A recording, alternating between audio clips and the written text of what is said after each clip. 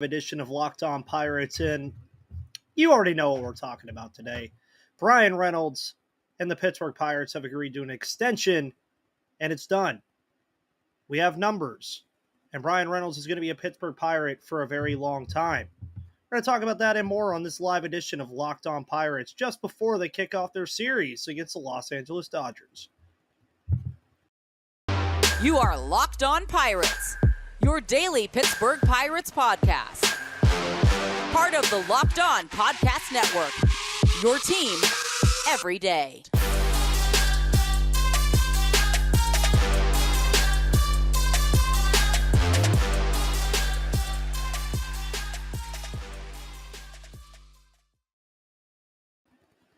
And welcome back, everybody, to that Pirates podcast. My name is Ethan Smith, your host of the Locked On Pirates podcast here on the Locked On Podcast Network, where it's your team, your Pittsburgh Pirates, every single day.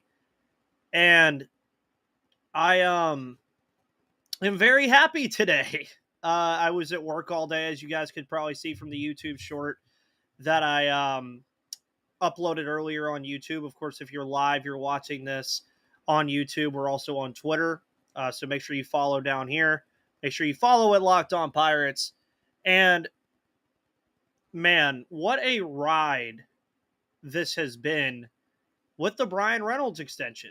From the moment that I began with this network, Bryan Reynolds was the talk of the town about trades and what team was going to acquire him from Pittsburgh, mainly because of the fire sale that happened out of the 2020 offseason, where you see Josh Bell get offloaded. You see Joe Musgrove and Jamison Taillon get offloaded. You then have all the trades that happened during the trade deadline. Bryan Reynolds was an all-star that year with plenty of team control. That was the time for the Pirates to maximize on his value. What did they do? They hung on to him. 2022 comes around. He has a subpar beginning of the year and ended up being one of the best hitters of the second half of the year last year. They had a chance to move on again. They don't. They keep him. They then, of course, at the beginning of last year, signed him to an extension to buy out the arbitration years.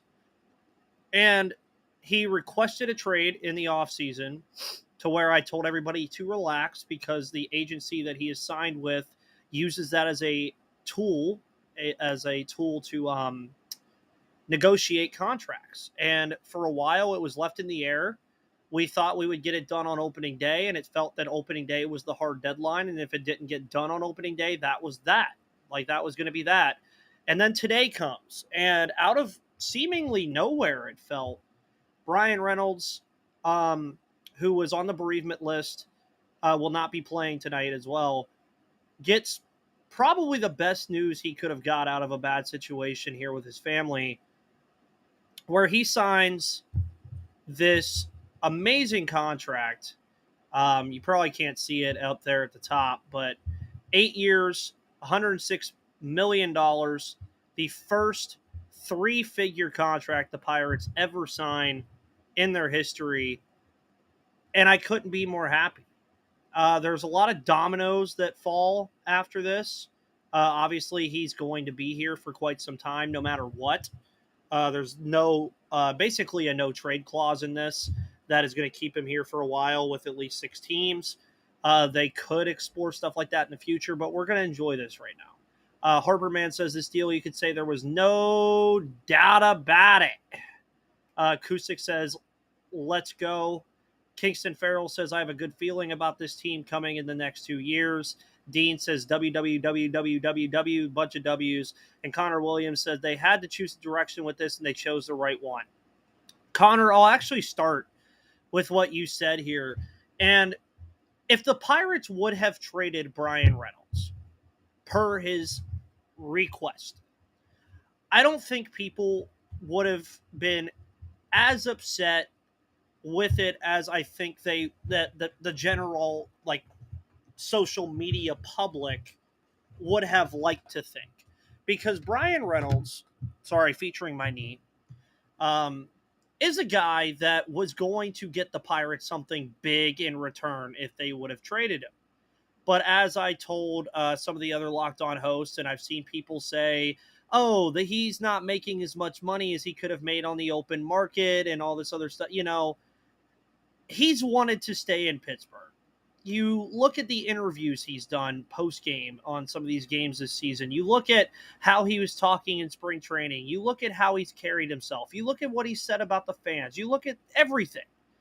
Bryan Reynolds at the core, and just watch any interview that Bryan Reynolds has ever done.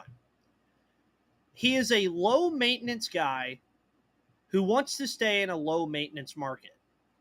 If you watch how Bryan Reynolds is as a person from an interview standpoint, I don't know him as a person personally, but if you just watch interviews that he's done, he does not seem like a guy that would fit in an LA Dodgers market or a New York Yankees market or a New York Mets market. He doesn't fit that bill, which is why the one team that I kept saying during this entire stint for the Pittsburgh Pirates of possibly trading him was the Seattle Mariners. It was a similar market to the Pittsburgh Pirates in terms of what would have been traded for. It was a similar market, and they had what the Pirates wanted. But now the Pirates, again, to Connor's point, had to choose a direction here. It was either you choose the direction of trading him or you choose the direction of keeping him. And that's where I think the biggest part of this comes into the fold is Bryan Reynolds expressed that he wanted to be here. Tell me the last Pittsburgh Pirates player before Bryan Reynolds, outside of Andrew McCutchen, that said he wanted to be here for this long. And it says something that they signed him to the largest contract in Pittsburgh Pirates history, something they just did last year. It says a lot. David Patterson says, do you think the bereavement list added an incentive to sign this to get him back in a better headspace when he makes his return from the list? I don't know really on that one.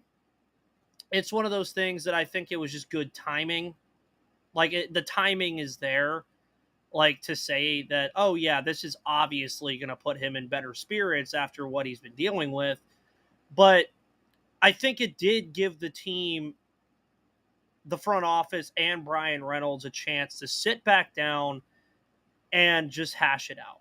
And if you actually look at the deal here that was signed, and I'll bring it back up and maybe try to zoom in a little bit here for everybody like myself that's blind.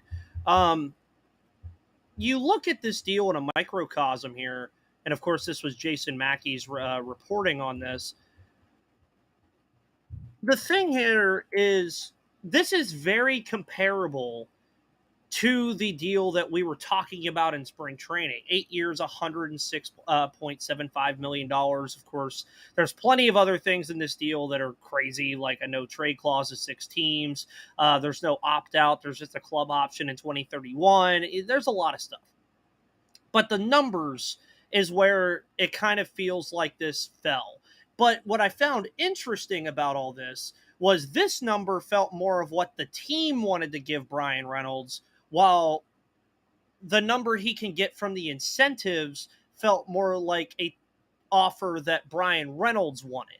So they quite literally met in the middle here by signing the baseline of what the team felt like they wanted and moving up a little bit from that number, that arbitrary number that we saw in the offseason, to now this number and the possibility of $18 million across the entirety of the contract. Vince says, shout out to the Pirates for paying Bryan Reynolds, of course. Tom Lohr says there is still money to sign Josh Van Meter. You're right. Also, Ethan, I'm glad your Pirates are playing well. So am I, and I'm excited for this Dodgers series tonight. Tom also says, is Keller next on the long-term extension run? I think he has to be, Tom. The way he's pitching so far this year, the way that he's playing, everything that we're seeing from him, I genuinely do think that he is the kind of guy that the Pirates are going to have to think about here. He's the kind of guy that is your ace of the staff right now. He's the type of guy that um, the Pirates want to have for a while. And I think this also opens up the door for an O'Neill Cruz extension talk at some point. Maybe they kind of have the same thing. We're near the back end of his injury stint that he's currently on right now. Maybe they do approach him like it was brought up earlier about raising spirits a little bit. Maybe they approach him, but I do think the Mitch Keller and O'Neill Cruz stuff will kind of be more of an off-season thing than it will be right now. And honestly, I would take a Mitch Keller and an O'Neill Cruz extension rather than going out and signing a bunch of free agents and losing out on Mitch Keller down the road. Dave White said, will this deal generate a big walk-up crowd this week? If you guys listen to DK Pittsburgh Sports, Dayon talks about it all the time, that walk-ups are very hard to gauge. Fans usually don't go to games until 2 weeks out when they hear about these kind of things. I would expect a decent crowd tonight, though. I don't know how the weather is in Pittsburgh right now, but I assume it's fine. Maybe, but with the team also playing well and the off day yesterday and this releasing very early in the day, it wouldn't surprise me. Harperman says, hopefully Henry Davis, future MVP, gets re-signed like this too. Also, Rich Hill should stay for at least 2 years. The Rich Hill thing, I don't know. I mean, he's already 43. I don't know about 2 more years. Now, Vince Velasquez, if he keeps pitching the way he is, yes, keep him for 2 years. David Patterson says, my theory is Bob just got a pretty good tax return. Very possible. My bobblehead collection is embarrassing. Yes. So it's funny, Tom, that you said this. I know that you talked about this on a comment and a live stream once. I do have this bad boy from a long, long time ago. It's a Garrett Cole bobblehead, and as you can see, the arms are missing. They were missing in a travel thing here. So yeah, Garrett Cole, of course, missing his hands here. And then the bobblehead itself is also kind of like looking in a weird direction. But I'm working on it, Tom. I'm working on thinking about getting some pop figures for the Pittsburgh Pirates. I was going to see about that. I'm a big pop figure guy.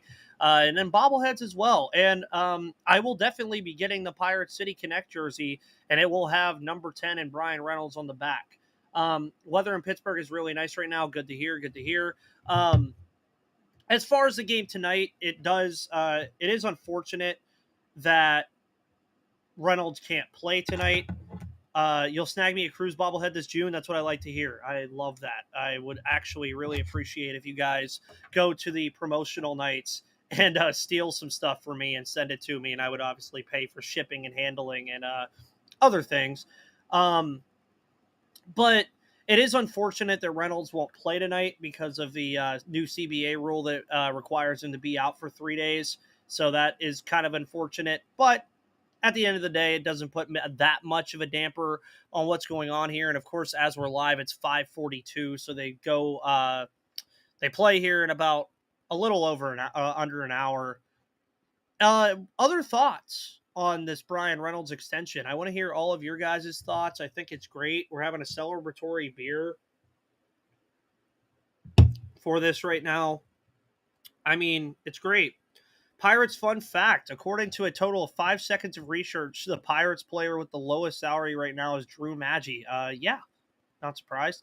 Ben Cherington is the greatest general manager in baseball history, says Ke'Bryan Hayes. Obviously, not the real Ke'Bryan Hayes, but Ke'Bryan Hayes, I think, would agree with you after his extension last offseason. And we sure are going to the playoffs. I hope so. That'd be fun. Let's see what kind of idea they get in terms of that. Let's see if they can even slightly sustain the way they started the year, Harperman. I mean, it's been the funnest start to the season the Pirates have had in quite some time, with the mixture of Andrew McCutchen's return, Bryan Reynolds' extension, the start that they've had, the pitching that we've seen. It's been a really fun start to the season so far, and I hope we keep it up. David asked, will Reynolds be there? If so, I think this would be a great night for autograph chasers. I don't know if he's going to be there tonight. I would imagine he would be. I don't think there'd be a reason why he wouldn't be. I know they said he would be back with the team today, so I don't see a reason why he wouldn't be in the dugout with them or anything. Who's the next guy you would like to see extended, says Mateo. I would say Mitch Keller. I think he's the guy that they need to get done in terms of a timely manner. If the Buccos go to the playoffs, you are legally required to attend. Yes, I am. I have to be there. That would definitely be um, something to think about. And even if they're in the mix down the end of the stretch, I will find a way to get to Pittsburgh and go. But going back to Mateo's question about the next guy who would be extended, we obviously want to see O'Neal Cruz get extended at some point too, but obviously he has way more time to work with than Mitch Keller. So I think Mitch Keller is the next guy that would be extended as far as what I would be thinking. I wouldn't mind a David Bednar extension either. I think that'd be something that would be kind of cool because it'd be a little bit on the cheaper end. And it'd be another thing that would get fans very hyper. But Mitch Keller and O'Neal Cruz need to be the next two. There might be a chance we sweep the Yankees, maybe. Be fun. Dean asks, what were the Dodgers players doing 9 months ago? If you remember 9 months ago, it was the All-Star break, and the All-Star break was in Los Angeles. I'll leave it at that. You could stay at my place. I live 45-minute walk to the ballpark. 45-minute walk? Whoa. Tom's trying to tell me I'm fat, guys. He's trying to tell me that I need to get my steps in. We already know they are going to win today because it is a Tuesday. Oh, are you mentioning, Mateo, that I just so happen to be writing for Inside the Bucks Basement tonight and am a perfect 6-0 on the season over at Inside the Bucks Basement? That's what I like to see. There's a 1% chance we might possibly have a chance to get Madison Bumgarner because the team is so competent this year. I mean, I wouldn't be against it. On the Madison Bumgarner thing, I would like him more as a bullpen piece, as like a long relief bullpen piece. I don't know. I mean, they could sign him for $720K, and if it doesn't work out, it doesn't work out. But there's no need to really acquire anything at the current moment with the way they're playing, and I don't want to ruin a good thing. Tom, it's a 15-minute bus ride.